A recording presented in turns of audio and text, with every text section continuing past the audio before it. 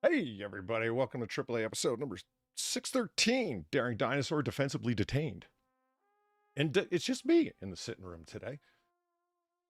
It's snowing outside. No, it's not. Good. I'm glad that I got that overlay down. But yeah, it's going to be just me hanging out. We're going to do a real short stream today because, one, as I told you guys 20 minutes ago, I feel like crap and I'm on my third dose of Benadryl, you know, the poor man's Xanax. Trying to avoid nausea for the day. As many long-time viewers, listeners know, yeah, I suffer from vertigo and I'm suffering today, man. Ring, ring, ring in my ear with tinnitus, and that leads to vertigo and clamminess and all sorts of things, and I feel like crap. So, on top of all that, it's just me today. So, we're going to go over some of the stories and we're going to rapitate and talk about some of the things that I found interesting that were going on online. And plus, since there's no one else here to yak to, I'm the only one who gets to decide what's interesting. So I'm going to go down my avenues of what I've been up to over the past couple of days whenever I've taken a break from work, following some online makeup and murder type things. There's all sorts of online channels, Stephanie Harlow and the like, that are interested in true crime. Usually it's less than successful makeup channel ladies that do it, and they call it makeup and murder. I got interested in some of the cases that none of them have even bothered to touch on, but that I've heard about wrangling here and there. Ended up watching some HBO and Discovery Channel documentaries that people posted up on YouTube. I didn't feel like much going into political content over the weekend or into today, trying to take a break from that with all the fucking extra contract work that I've had labeled on. So disbursements. Tinnitus sucks. You're damn right it does. It's at like a nice C sharp. Ring, ring, ring. Oh my God, man. And it's the funniest thing. I keep turning my right ear to the few people that I've talked to over the past couple of days, like in person. It's like you'll end up like turning your right ear, and they keep moving around, so we both end up doing like this do-si-do circling around each other. And some of them had to like, look, stop, stay here. I can't hear out of my left ear, so I'm going to turn my face to you. Stop walking around me in a circle trying to get back in front of me. It's frustrating. This is just you. Are you going to bring on Sam? No, Sam's not available right now. I hit him up to see if he was around, and he's not around. And yeah, sometimes Sam's around during the day, but over in France, it's later, 5 hours plus. So it's no way, man. He's not around well into the night sometimes. So yeah, that's the way it goes. Oh, dismemberment. No, there is no dismemberments, unfortunately. All the crimes that I was dealing with were simple shootings and examples of really bad police corruption. That seemed to be the unintentional theme. Where it's like, really? And I found out a lot about how incredibly corrupt the Philadelphia Police Department has been. Up until 1985, they were the only police force in the United States that had ever been sued by the federal government for corruption.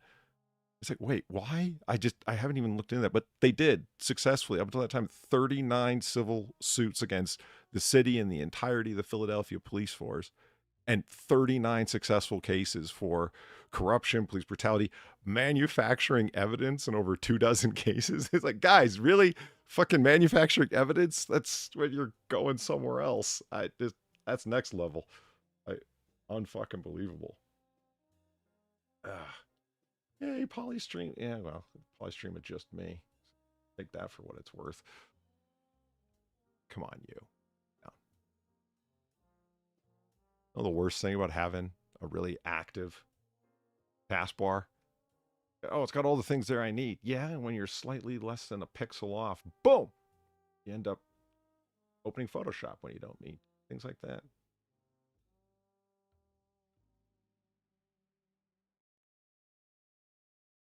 They blew up a household of criminals instead of arresting them. The Philadelphia Police Department did. I mean, I should do an on-running series about like things the Philadelphia Police Department did that were untoward in the extreme. Like, so many of the cases of manufacturing evidence were the ones where you're not really sure police actually do that, where it's like, that's so blatant. Aren't you afraid that that's just going to come back on you? What kind of arrogance do you have to try something like that, thinking that, what could possibly go wrong? You must have gotten away with that a lot before. Like drop pieces. You guys carry around guns with the serial scratched off just in case you have to drop a gun at a crime scene to be able to blame someone for something they didn't do. Yep. Okay, 6 of the cases involved drop pieces that were actually stolen from the police evidence locker and then dropped at crime scenes and said, oh no, it was that guy's gun. The guy that you put 15 holes in, that guy? Yeah, him. He brought that gun. It's like, well, not really, because they lifted the serial number, even though the serial had been scratched off kind of incompetently. We're still able to raise the serial number, and that firearm was put into evidence and then disappeared from the Philly down. Oh, Jesus.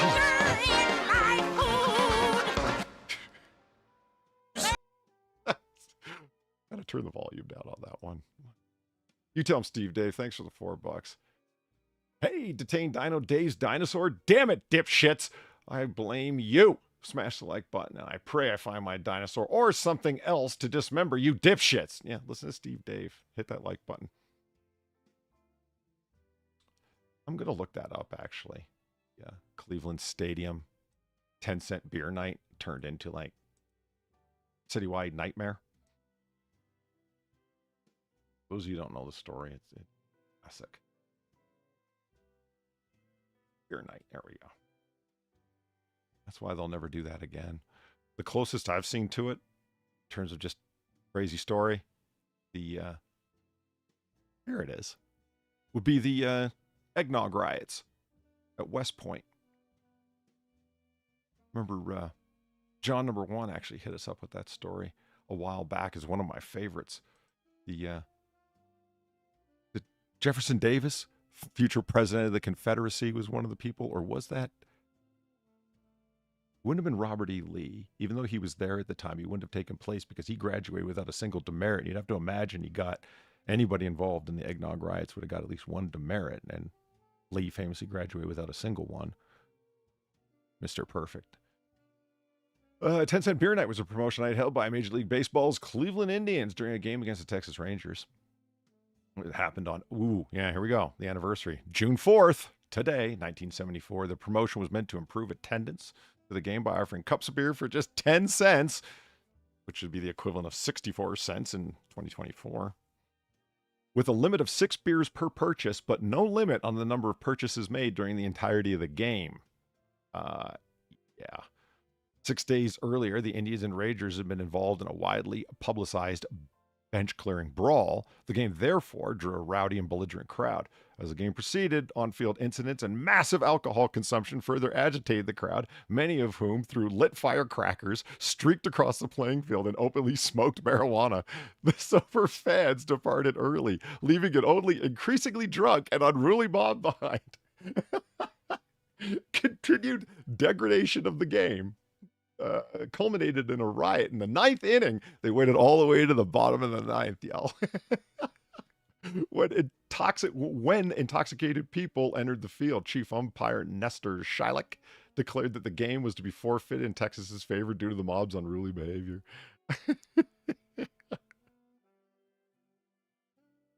The teams fled into their clubhouses and closed and locked the doors. The crowd pulled up and stole the bases from the... Well, of course, if you're drunk and there's already a brawl, I'd steal a base too.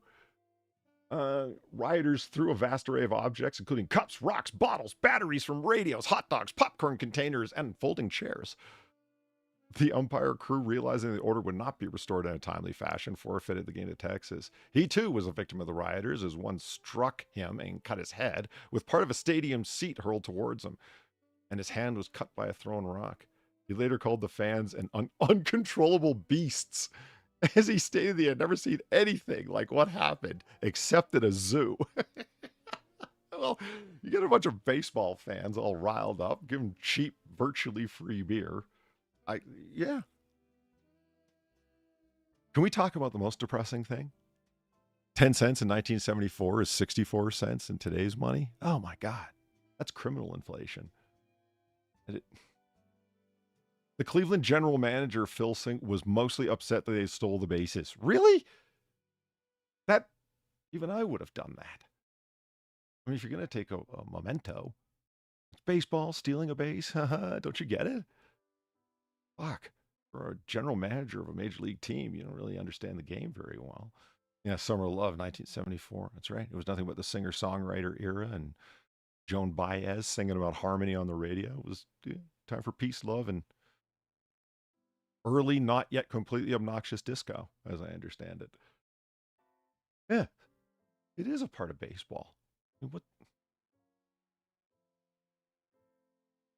The sports writer, Dan Coughlin, recalled later that the drunken punches were so weak he was barely affected by them, even though he had been hurled and throttled repeatedly. Punched in the face twice. The drunken punches were so weak. I don't know. I've seen people right off their tits, drunk as fuck, knock people, if not out, down in one punch, and the person was not getting up.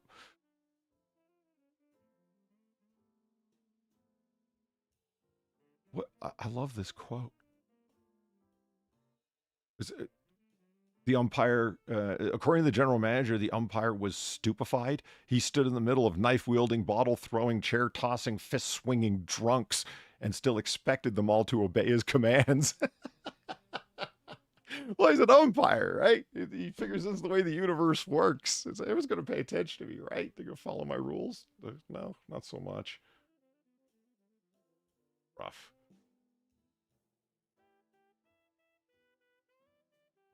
Cleveland. Good for you.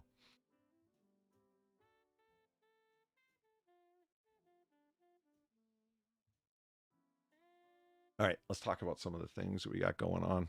I'm going to do a short show for today. Because it was going to be just me, I thought about just going, nah. And I looked at how many of you were here, and I thought, yeah, okay. Let's just do a short show. I'll talk to you guys for a minute, run through some of the stories I grabbed for fun, and then we'll peace out. But if all of you showed up, the least I could do is hang out and talk to you for a little bit. Disco Demolition. Oh, you guys are in the middle of a private convo. Boom. Also today, this day in history, Henry Ford test drives his quadricycle. It was June 4th, 1896. Henry Ford at 4 a.m. trucked out in this thing. The first ever automobile that he drove, that he also personally designed. It's like, I'm just reading over this. I'm like, quadricycle.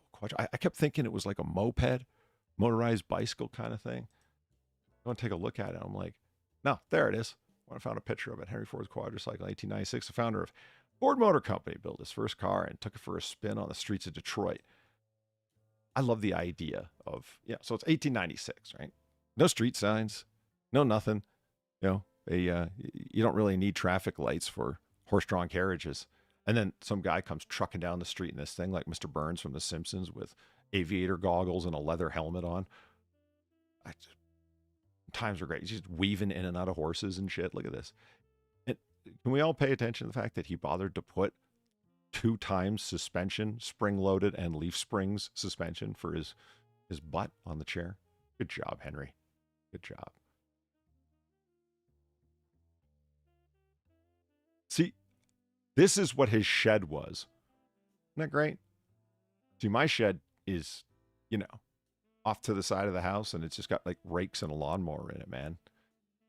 This guy wears a vest from a 3-piece suit and shinable shoes into his shed. It's got all kinds of equipment and dials and shit and 2 levels and...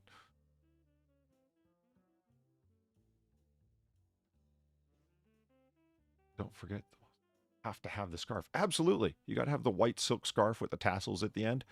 This thing might not look like it's going fast, but hey, you can get fast enough to have your scarf trailing behind you. That's half the point. Lean sent me this. Florida man pleads guilty to stealing pool floats for sexual gratification. Lean. Oh, whoa. Whatever it is you did with the inflatable pool things for sexual gratification, look at this guy's face. I believe you did it. If you think your pool floats are safe in your backyard this summer, think again. I don't know what the odds are that they'll be stolen by a guy who wants to have sex with them, but there's a chance that'll be taking place. That's especially true if you're in Florida. Or 41-year-old Christopher Monin has had several pool float-related theft incidents over the years. His arrest was in 2019. He was found storing about 75 pool floats in his vacant house. Holy shit, dude. Stealing these and storing them up? Fuck.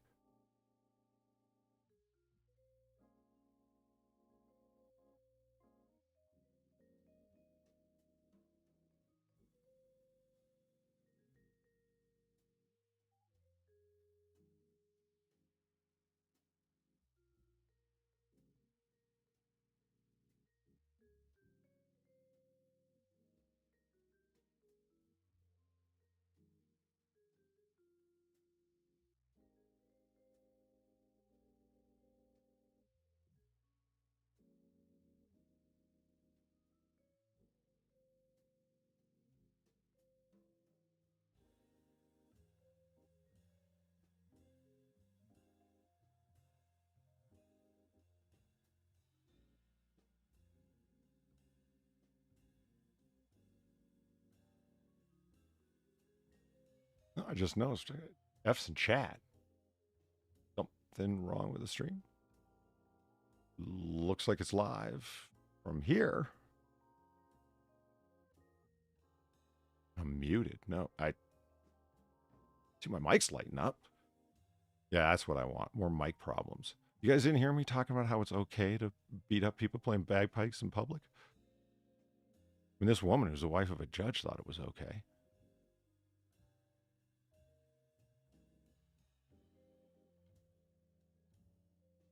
Sound good now? Live now? There we go. Cool.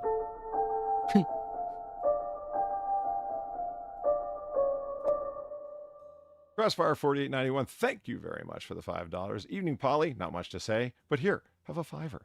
That's greatly appreciated. That is liquid. That is music. Like 90 seconds. I think it was a YouTube issue. Okay. YouTube. Suggestion said it was going fine. It was taking in everything. All right. Boom. So Florida man accused of watching his ex sleep for months, armed with a knife and tools. A man behind bars, after he admitted to deputies that he's been visiting his ex's house for months to watch her sleep. The deputies came across a 20-year-old man who was wearing a ski mask. In his pocket, deputies say he had a long knife and lock-picking tools. Well, the lock-picking tools aren't suspicious at all when you're watching a woman sleep at a distance. Well, speaking with the man, identified as Yalen Valley Joe's, he confessed that he was on his way to his ex-girlfriend's house to watch her while she slept. That's not concerning, right, ladies? It's just, I'm expressing love, Edward Cullen style. Vallejos, 20, expressed that he wasn't sure of his intentions on Saturday night, but he was afraid that his actions could escalate. Okay, yeah, I'm afraid your actions might escalate too. He admitted that he had been visiting his ex's house watching her sleep for the past 6 to 8 months. This is impossible. Don't do that. Don't do that. It's cutting in and out. And a little including your tongue. Was that cutting in and out? That should be pretty funny. Gamer Verlaine, thank you for the 825. It's cutting in and out a little, including on the donation, so it's not your mic. I like the diagnostics. Yeah, that's actually helpful to know. If it's cutting out the donation, then that means it really is YouTube. And if the stream is steady, that means it's not OBS. That means it is YouTube. And their ingestion. Damn it. Fuck it with your fucking face. Thanks for the $6. Because you are still talking. Oh. Well, thank you. Greatly appreciated. For the bong did don't. Fuck it with your fucking... Yeah. All right.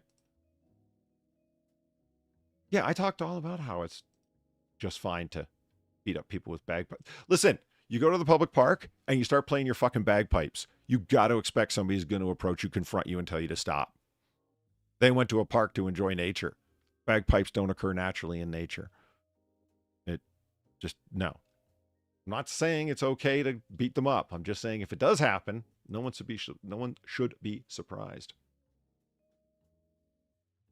Okay, Andrew Tate, right? This guy's a spectacular crook. I mean, he's also kind of a douchebag. Look at him. Being a dual citizen of both the United States and Canada, this guy gets to do his passport thing. But somebody just found out that Vanuatu offered him free citizenship. Well, offered him citizenship, and he accepted it. Vanuatu authorities are looking to revoke Andrew Tate's citizenship after it was revealed that he acquired a golden passport at around the same time of his 2022 arrest for graping and human trafficking. Yeah, and he was held in Romania, where he was living at the time, then eventually came over to the U.S., spent like 2 months living in Las Vegas, and this fucking guy. He said he had no fear of being where he was at. He wanted to leave the United States and never come back because it was a failed society and so on. Then couldn't wait to get out of fucking Romania with all of the charges. Yeah, like I said, spectacular crook and sort of a scumbag. The thing I found most interesting about it is that, one, there's such a thing as a place where you can basically buy a passport from there. And these Vanuatu Islands are apparently just like that. The self-described misogynist influencer acquired citizenship under a fast-track scheme for those who invest at least $130,000 or 96,000 pounds in the tiny Pacific archipelago, according to investigation by organized crime and corruption reporting. So they're looking to pull his passport. What I found most interesting is that this place exists. Here, I looked it up. There it is. For those of you who are wondering where the hell this place is, there it is.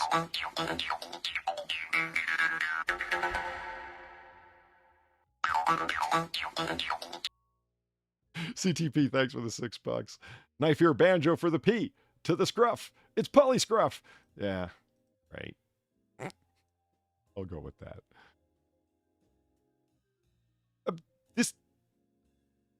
I want to find out more about these little islands. They apparently got a population of 330,000. Am I the only one that's not heard of this place before? Because in looking at it, it's pretty well known. Like, really? With a population that's like 90% Christian? I'm like, really? In the middle of nowhere like that? I was just reading the basic facts about it. I'm surprised that they got a population of 330,000. And they got great Stone Age history, cave drawings and whatnot, but most of their history is modern era. What's the their motto's a little confusing. Long God Yumi Snap. Now you know. Now you know. So Andrew Tate, even though he was claiming to have complete confidence in being found not guilty of the various charges in Romania, was happy as hell to finally get out of there, and demonstrating that as soon as he was released and looking to turn him, when he was facing turning himself in after being convicted, he had a get out of jail free card, meaning, flee the scene type card, to go here to the tiny chain of archipelago islands making up the nation state of Vanuatu, and dropped a minimum of 130 grand to purchase a passport to be able to pull it off. I don't know. The Romanians picked him up at the airport and picked up his friends when they're trying to leave on buses to leave the country. You don't think that they'd be ready for you if you were convicted and you were trying to fly out of the country to a place that has no extradition treaty? You can get hit with the flip, twisted with the biscuit, blasted with the ratchet, jack with the mac, body with the shotty, dump with the pump, rock with the clock, sprayed with the K, dome with the chrome, down with the pound, tap with the strap, whack with the gat, duster with the musket, tag with the mag, wet with the Intratech, bled with the lead. Woo! Festonia, thank you for the big 25. Greatly appreciate it. Gotta hit the best $25 dono on the AAA stream. Love you all in the chat. Festonia loves you, but no homo. Don't feel threatened. It is the best $25 dono, hands down. You know something I noticed the other day? When I was checking when I had those like severe mic problems, I went and checked out the stream to see what it sounded like live and if I had actually fixed it. That donation came up. You guys can't hear me. Every time that donation comes up, I'm freaking out and rhyming along with the lyrics and so on. And I'm like, oh man, I thought everyone could hear me. Nope. You can get hit with the fifth, dusted with the musket. No. Guess not. Turn my mic up for just that. Let's see here. You know what? Relationship anarchy. Get ready. You heard of polyamory? Well, this is better. It's called relationship anarchy, a new version. I don't understand why they need 35 names for being a promiscuous degenerate. I mean, we've always had names for that. You know, and if you're in a relationship with a so-called relationship with 5, 6, 7, 8 people, and people are coming and going from this relationship, and it doesn't matter whether you have met the person before or not, they're considered to be in the relationship. You don't have a relationship at all. What you have is sluttery. You've got sluttery going on. You're a man hoe or just a hoe. Why do we got to give this a name? Why are you trying to ennoble it? This relationship style is less known than polyamory or open relationships. No, it's known, just not by that fake ass name. Right? A hoe by any other name. Exactly. Non-monogamy has entered popular consciousness in recent years. That's just a non-monogamy. You don't, like I say, you don't need to come up with different names for this stuff. Words already exist. With terms like open relationship and polyamory becoming more visible online. But what about relationship anarchy? I don't know. It's like this 78th gender that somebody came up with on Tumblr.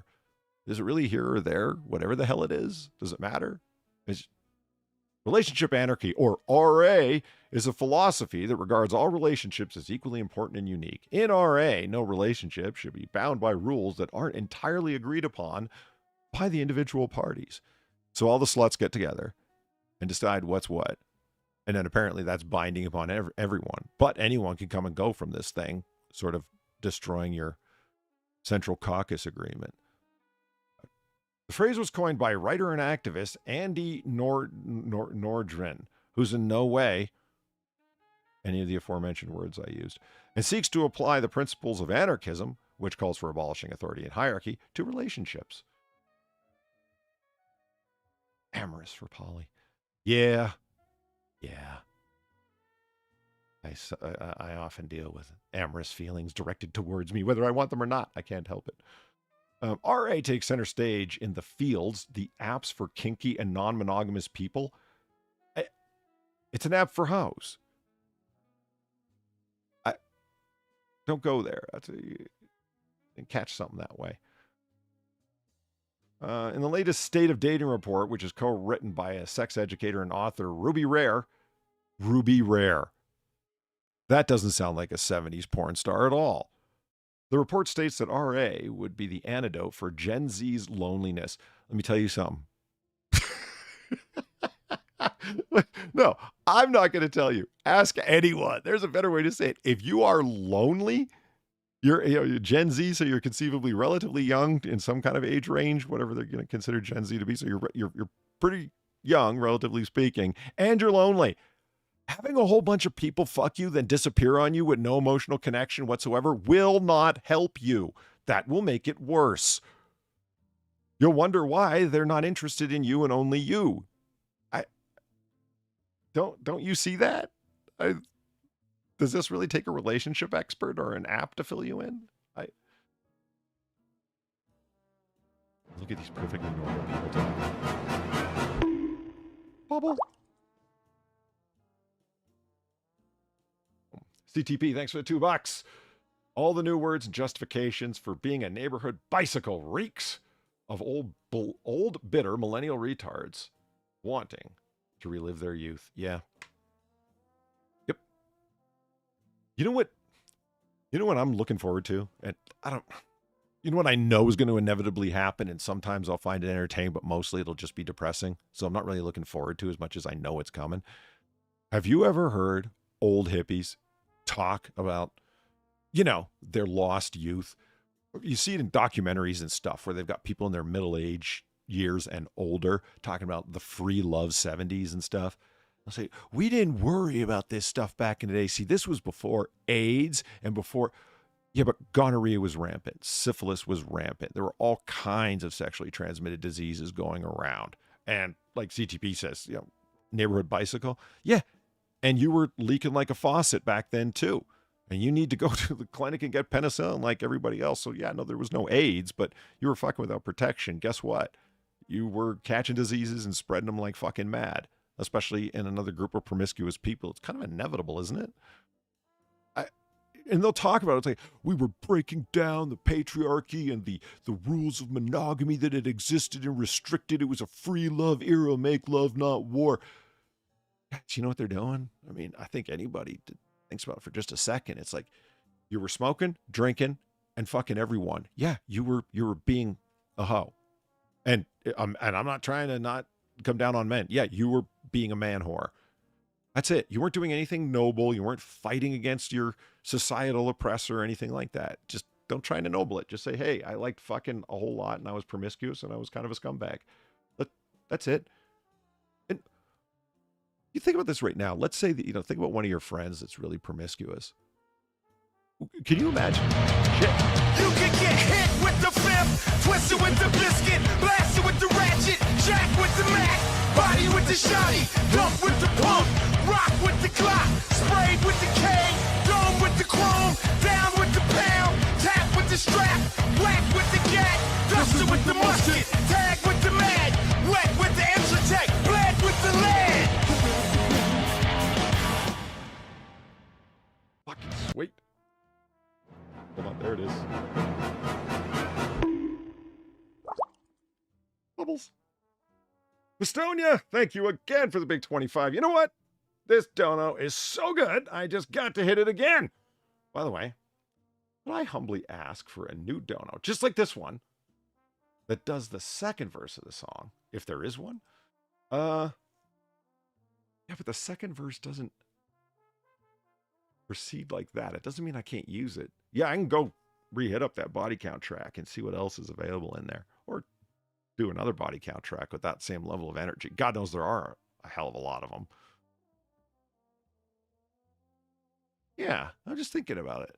I got two donations that I was supposed to be working on and finish up for today's show, but I didn't actually get around to it because long weekend working, and then the dizzies kicked in, and while I was up and vertical working, it was contract research working. Damn it. See, I wanted to have this whole new swath of donos that I'd been putting together. The Otter one, sort of a hint on what that one is. And this other one that Valina and I were talking about just before the show started. Yeah, I'll get around to them. The last one I put up was that new $7 one, the Bugs Bunny Three Little Indians one. Bugs Bunny. Jedi scum.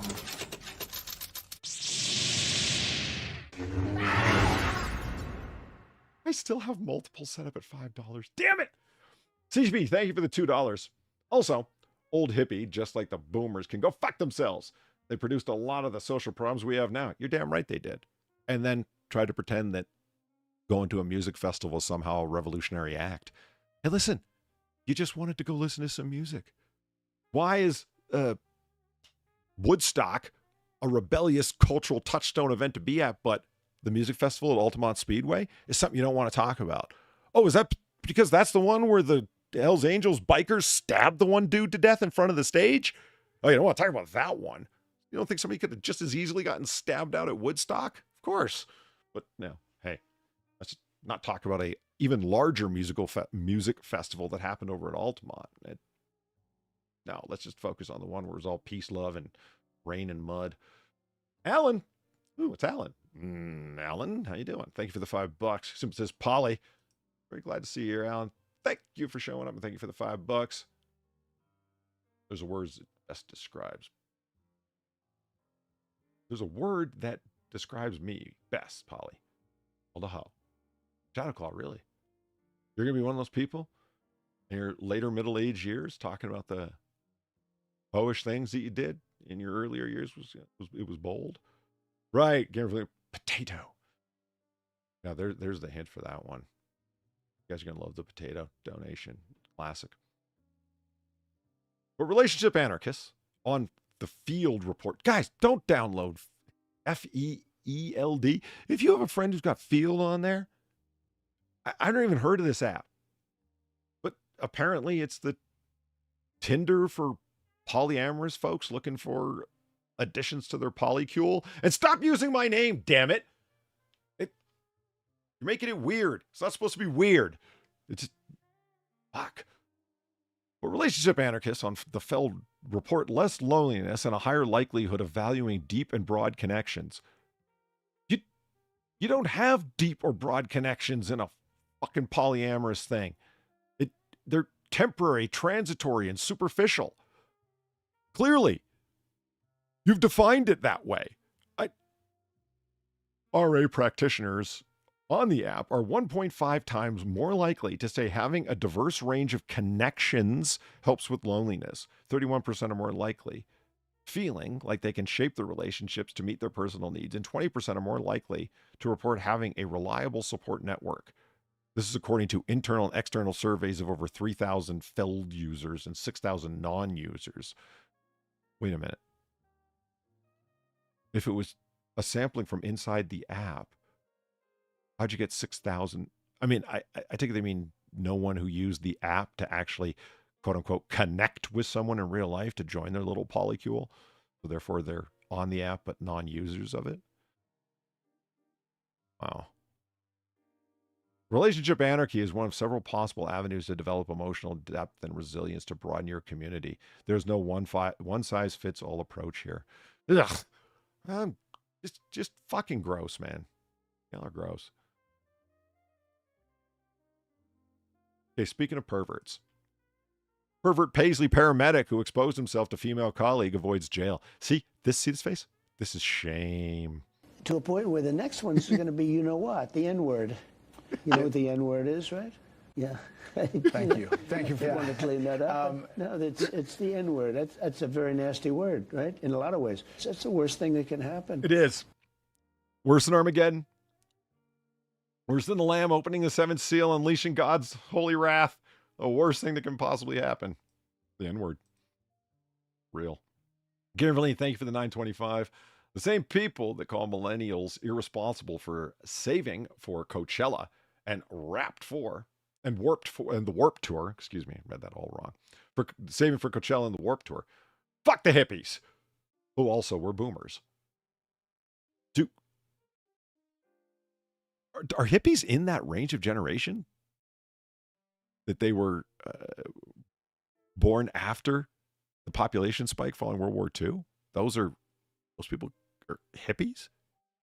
I guess they'd be in the right age range, far enough down. No. The funny thing about interviewing hippies now, people that were Summer of Love, man, like late 60s, early 70s, is that they're all like really old now. So it's funny to interview some like grandma who's mostly wondering where dentures are at and if her Ben Gay supply is going to last until she makes it to CVS at the end of the week. And they're sitting there talking about, flower children, free love, and so forth. Ugh. Hippies were almost all baby boomers. Okay. Yeah. Excuse Excuse me. Am I the only one that finds the generational discussions really lame and not doing much for you to try and describe people in this way? I would say really broad-based things that might really change something generationally, like you grew up in a time where everybody had a cell phone that was a smartphone. Yeah, now you're going to have one would think, a demonstrably different childhood than somebody else. Like in Hot Tub Time Machine, when they go back and there were a bunch of funny observations about the way people got along and how people today wouldn't understand how to get along in that time. The young kid that they went with, he meets the girl, and he's if she leaves, yeah, he's fucked. It's like, how am I supposed to find you? There's no social media to go on and hunt her down if you know her name, and try and slide into her DMs and so forth. If she leaves the party you're at and you don't have her number, or at least can find her through one of your friends, you're fucked. She's gone. She just walked out your life, man. That killed me. It's like, yeah, you got to work on these things. The hippie movement was a CIA psyop. Yeah, it wouldn't surprise me. Yeah, the late 60s and early 70s, college age, 1945 to 93. Okay. Fuck, I just watched Dave G. We're talking about like a CIA psyop. I just watched a stream that a guy by the name of Jay Dyer was on. You find something that this guy cannot connect to U.S. intelligence, be it the FBI or CIA or something. Everything that's happened in the world was a project of Western intelligence writ large. British intelligence in cooperation with American intelligence. Did you know that the creation of the state of Israel was entirely a Western intelligence operation?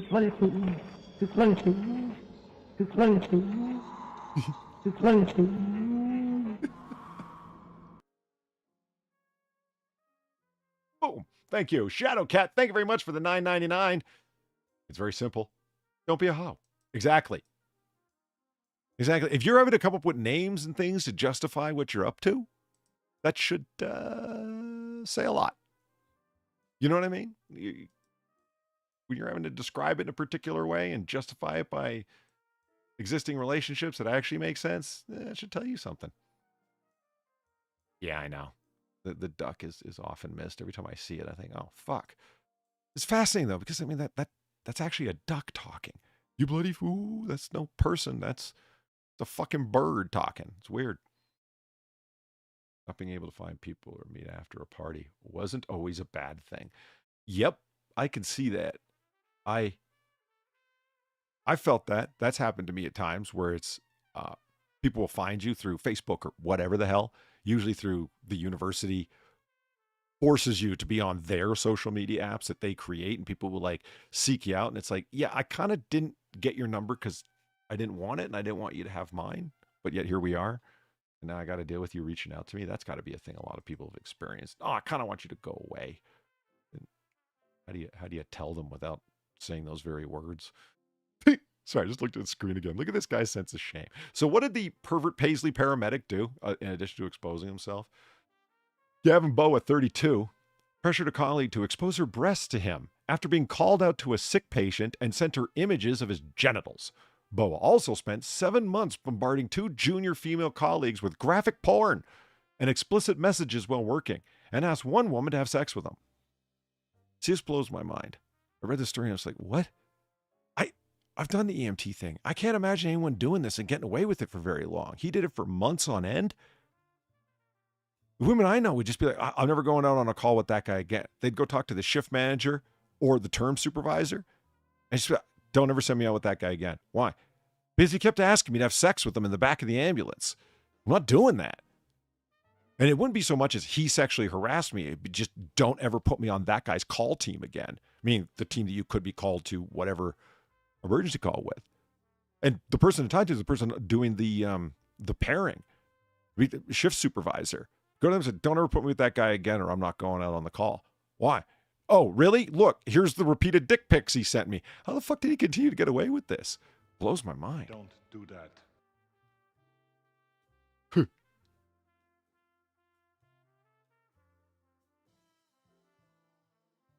What? Yet? It continues.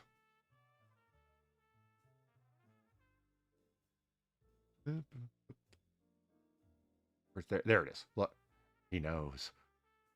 You think he grew this beard just for coming up to the court case? So after the court case was, he knew he was going to be photographed going in there, right? He's wearing a fat suit because he looks kind of like a pudgy guy, right? He grew this beard out, cut his hair in this particular way, and wore, pillows and blankets underneath his suit here so he'd look fat. And then after the trial, he can grow his hair out to its normal length, shave the beard, and strip off all the padding he's got underneath the suit. See? That's stupid.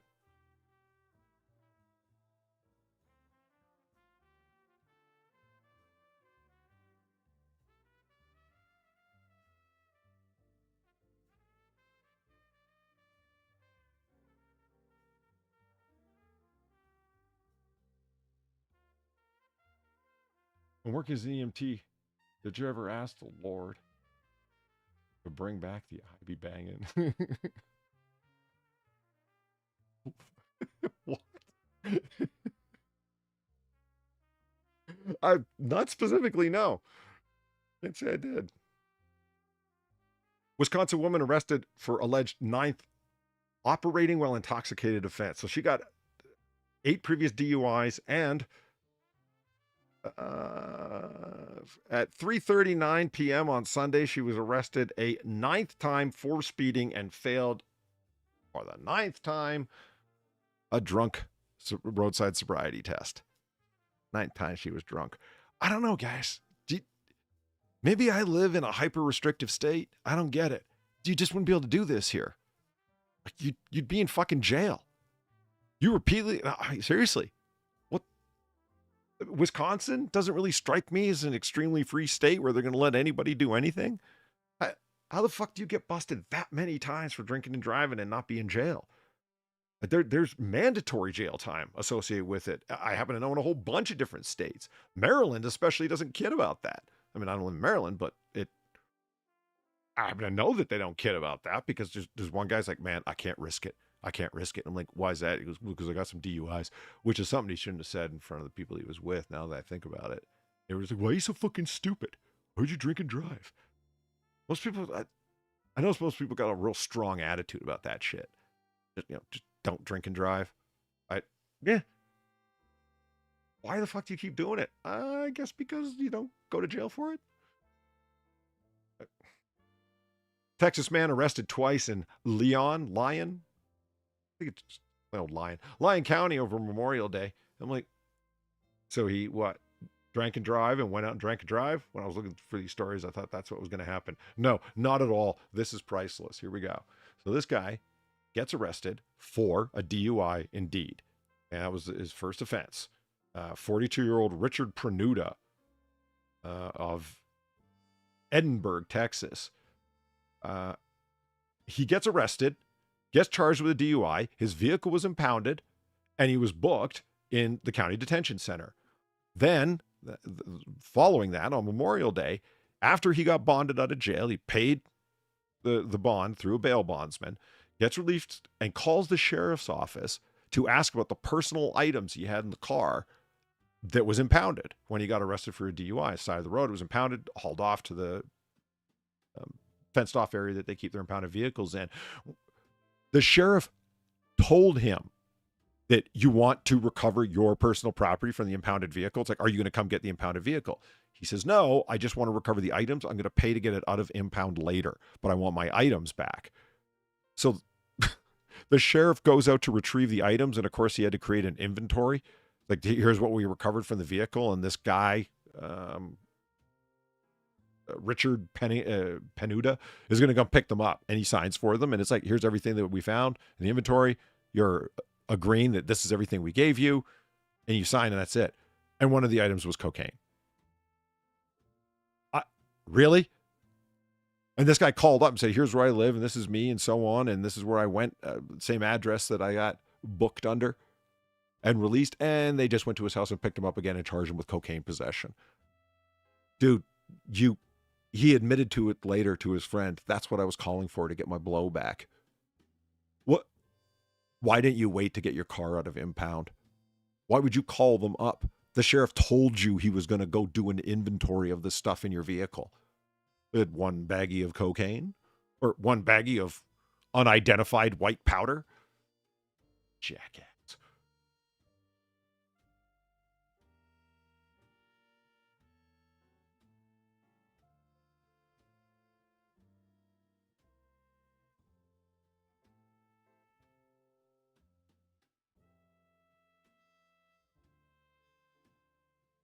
Sorry, I'm just reading what Sin wrote in chat. If you wanted to come on and hang out, and then I read all the way down that he's going to be lurking. Okay, Sin's going to be lurking. See? That's quality co-host. Up, Sin. Big 5. That power out, so he's fucking with minis, hanging out on his phone. Gotta love it. Always good to have you here. Sin, if you want to come on and your audio's not too bad, let me know. Oh, see, I wanted to bring this up with Drunkle. They're repopulating eels in Britain. And it was an opportunity to ask them did they have eels in Britain. Because Drunkle loves it when we ask him these kind of...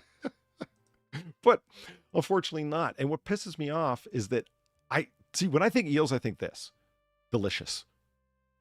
Delicious eels.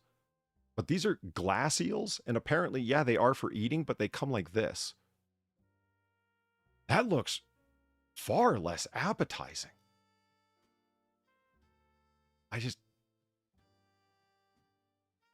You invented eels. Okay, now I know. But and they come in a little can and they eat them pickled. I'm like, oh. See, this is what I meant.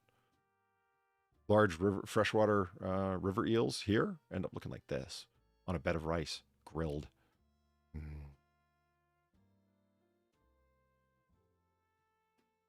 My friend's house, he had eels in his bath. They were Scottish, though. Oh. Yeah, Klingon Gach. Yeah, I'm not doing Gach in Star Trek or serpent worms. No. I'm not eating the worms. Neither the first worm of the season or the last. And when you see a little handful of them, too, they're extra disgusting. Like, ew. Ugh. Glass eels for obvious reasons, because you can see right through them. That's far less appetizing.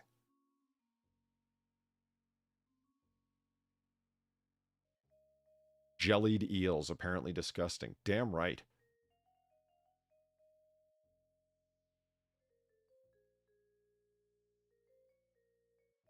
Oh, see here. Like that. Large and tasty and salty and savory. Laser pointer aimed at Detroit police chopper. Came from Canada. I don't understand why this is in the Detroit Free Press at all. The whole thing is from the other side of the Detroit River, a police helicopter got zapped by a Penn laser light, and they think it came from Canada. And that's the whole story. Like, did it crash? No. Did the pilots report disorientation? No. No, not at all. It's just they saw something that they thought was a laser light, and they think it's coming from Canada. It's like, well, so what's the story then?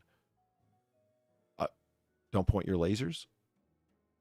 And it goes into like this description of like the fines and charges and everything that can result. Yeah, but you're saying it happened from another country. It's like right near the border. So what are you going to do? Like a extradition thing over somebody's pocket pen light that they were screwing with their cat outside and accidentally zapped a police chopper?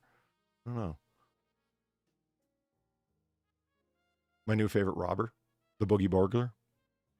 The man goes up where he knows there's security cameras and does a dance before he breaks into the place. I don't know why, but like this is what he's decided will be his signature move. I'm going to break into the place, but I'm going to do a dance first. So let's check him out. There he goes. He's doing it right in the open front parking lot because he knows that's where the CTV footage is.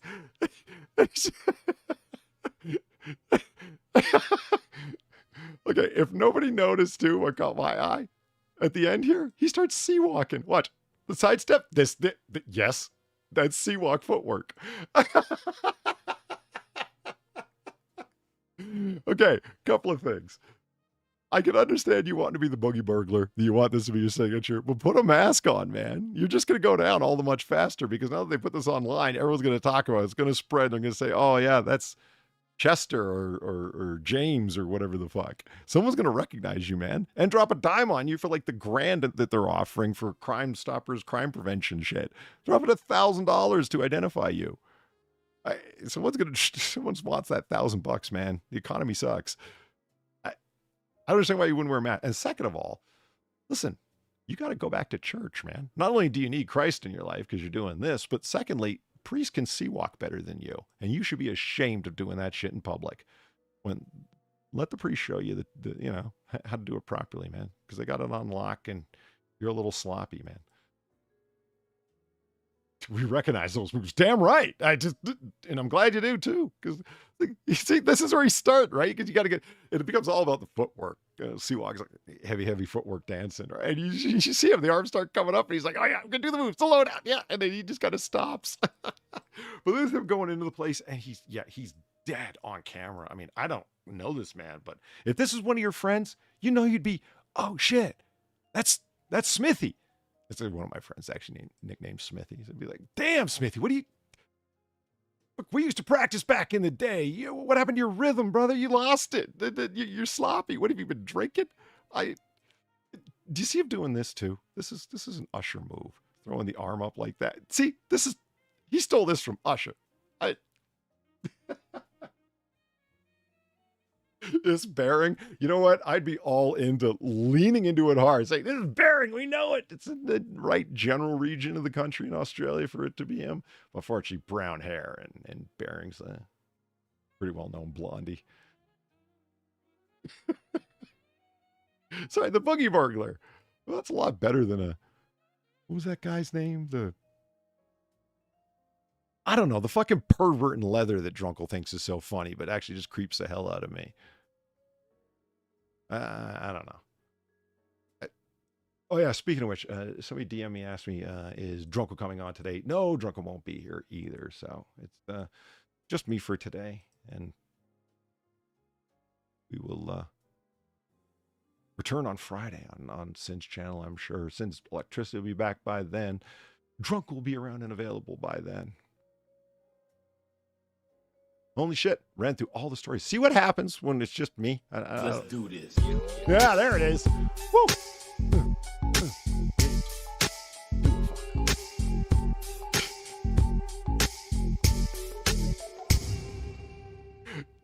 Legit. Even his spin at the end, the boogie burglar tries doing a spin, he kind of falls all over himself. Father did it well, and he's got like 20 pounds of fabric on him, man. Carefully, thank you for the 1050. Confession, my son. It will not help you be less white. You know what? You're not wrong. Let's just watch it again. The guy is lacking a little. Imagine the beat is playing while you're doing this, my friend. And try and stick with that beat in your head. Look, his spin wasn't bad there. It wasn't bad, but that was all over the place. And he pulls the Usher arm in the air move, and then here we go.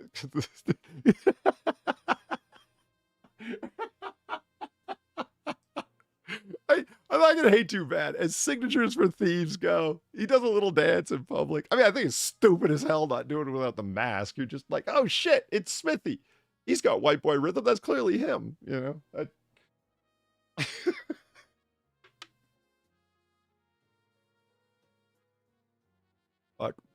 I'm going to bring that back up on Friday. I really want to hear Sin's take on this. For some reason, I feel he's going to find this really funny. I don't know why. All right, we're going to move on to, like I said, titular articles up. Oh, right. I forgot. Boom.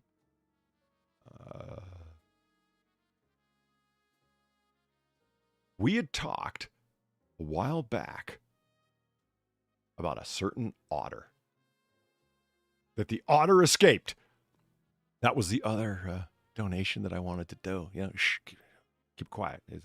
It'll be ready. I'll have it ready for Friday. But the two otters escaped. Ophelia and damn it, is the boy otter Louis? Ophelia and Louis escaped from the jail, and they got Ophelia back, and they were very happy to have her back. But Louis was still on the run, right? And he had actually made it out. And they, you know, all points bulletin looking for my man Louis. Well, guess what? The search is up. It's over. They can't find him. He made it back into the wild successfully, everyone. The Wisconsin Zoo announces the escaped otter made the decision to be a wild otter, and they end the search after 2 months of trying to retrieve him. He's free, everyone. Free to be free. And the quote from the zoo is, "We accept this, although we would, of course, welcome him home if he decides to return. He's returned to nature, to freshwater rivers, and fish when he wants it, not when you think he wants it." Could you blame the little guy? Look at him. He's so proud to have made it out. And I'm proud of you too, buddy. Up top. It's just... I actually think it's really adorable that Louis managed to break loose. Hopefully Ophelia won't miss him too much.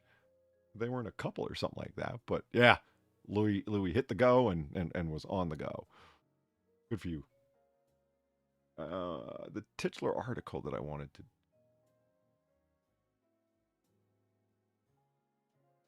Come on. There we go. Switching screens is slow when your computer is slow. What did I stream again? Dinosaur Defensibly Detained. Yeah. Meaning like they understandably, defensibly, arguably did the right thing when detaining, oh my God, a 400-pound alligator captured in North Carolina. The charge, suspicion of being a dinosaur. Look at that fucking thing. Look at that. I just... Look, this is a Carolina cop here. He's giving a thumbs up in the background. He's photo bombing the dinosaur going, yeah, man, look at the size of this fucker.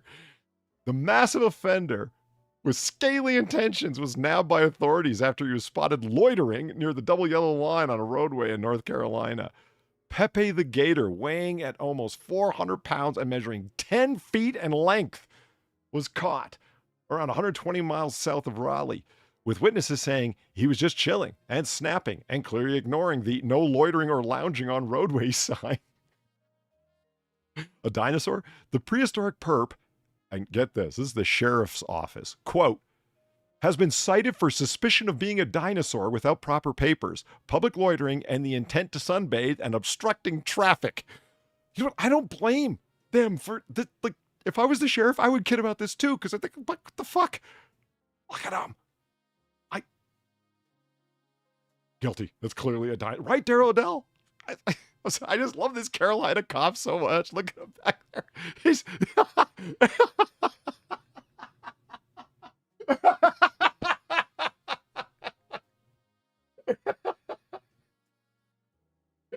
So, I don't know. For those of you who know what Sinatra looks like in real life, this is him. This is like on brand for Sinatra right here. I picture him being this guy if he ever got to become a...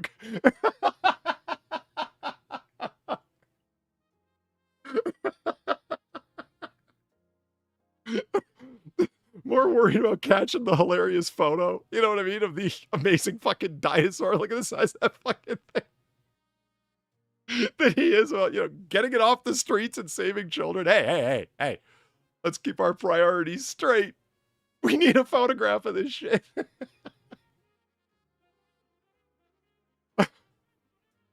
Oh my God. I really do think it looks fake. If you've ever been to, dinosaur parks, sometimes they'll do that where I've been to a few places. I think that was in that small park. It was in Brooklyn. They had like cement dinosaurs that are painted to look like them, that are obviously cracked out of a mold and stuff.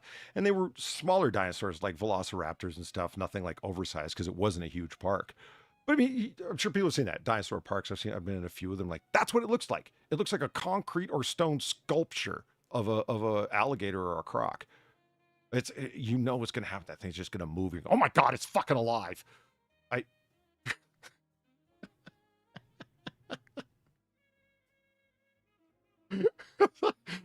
Hold on, I want to save a copy of that image. I just love it so much. I want to send this to Sin in case he's not listening.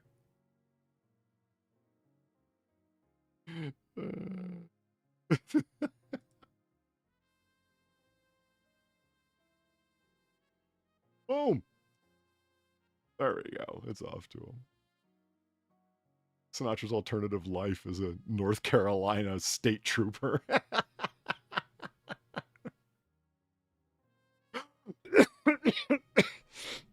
All right, ladies and gentlemen, that does bring us to the end of the stories we have. I would sit around rapitating, but I'm feeling the Benadryl kicking in. You know, poor man Xanax, and I feel heavily sedated. It's time to go. My God, lay the hell down. I'm feeling my couch pillow calling to me, man. Whew. All right, so there it is. If you have any questions in the next little while, feel free to fire them off. I'll answer them if I can. In the meantime, didn't do a noir bar on Friday. I had too much work to do. Things came up. Sam wasn't available, and Far's got new job difficulty, so we weren't able to do it. Hey, Curl Soldier, check it out. We'll see you later. Trying to meet the Hat Man. Exactly. But Sinatra did do a stream yesterday. I forget what the subject was. I tuned in for a second, and then I had to leave almost immediately to run out and grab some research material off a friend. But yeah, by all means, you can go check out Sin's channel. He did a stream yesterday, and we all did AAA on Monday over on Drunkle's channel, and you will be able to find us next over on Sinatra's channel at 5:30 p.m. Eastern and 5:30 a.m. on Christmas Island, as always. Fuck, I'm just scrolling to see what the subject was on Sin Street. Oh, go watch it. You know it's good content. Been here the whole time. No, I saw you were here before, but I was just saying that you were on your way out. So, see you later. Thank you, Patio Furniture. I'm glad you enjoyed it. Like I said, it was makeshift and just me, and I had pulled together stories that were more conducive to conversation than they were for me to be able to just rap. But, you know, hey, it happens, and Drunkle's done shows by himself. Sin's done shows by himself. Why should I escape having to do it every now and then? And we are here to entertain you guys, the audience. And so, yeah, no problem doing it. I hope you enjoyed it. No questions. Good. I've skated away without having to answer scathingly personal questions that I don't want to get into. So I will see you over on Sin's channel on Friday at 5:30 p.m. Eastern, 5:30 a.m. on Christmas Island. Until then, thanks for coming by. Thank you very much to all the very generous people who tipped me hanging out here, smoking and drinking by myself. And we will see you over there. Have a good night, everyone.